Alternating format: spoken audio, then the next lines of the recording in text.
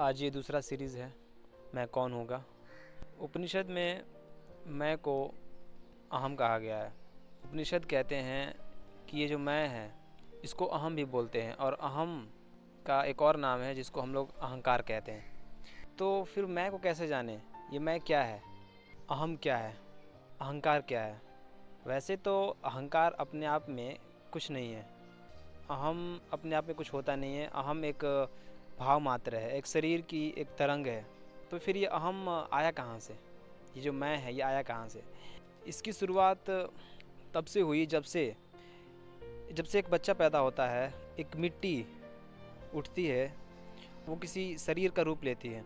तो उस मिट्टी में जो भाव पैदा होता है, जैसे जैसे वो मिट्टी बड़ी होती है, उस मिट्टी में जो भाव पैदा होता है कि मैं हूँ।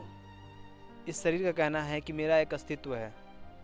इस शरीर का कहना है कि मैं भी अस्तित्वगत कुछ हूँ। और इसी कुछ हूँ को वो क्या नाम देता है कि मैं हूँ। ये मिट्टी कभी नहीं कहती कि हूँ, ये कहती है मैं हूँ।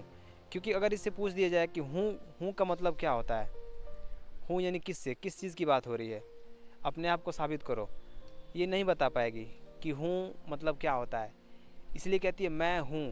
तो इसलिए उपनिषद सवाल पूछते हैं, कौन, किसकी बात हो रही है, ये मैं कौन है। कैसे जाने अहम को, कैसे जाने मैं को। कल की वीडियो में हमने बात किया था कि मैं कोई एक लाइन की परिभाषित करने वाली कोई परिभाषा नहीं है जिसको हम लोग एक लाइन में परिभाषित कर सकें। अगर मैं बोलूँ कि एक व्यक्ति है, उसको अपने बारे में समझाना है, उसे पैदा हुआ तब से लेकर के अभी वो जो कुछ भी कर रहा है, क्या वो एक परिभाषा की तरह है जिसको हम लोग एक लाइन में बता दें। नहीं, उसने हर पल हर क्षण कुछ गति करी है, उसने हर एक पल हर एक समय उसने व्यतीत करा है।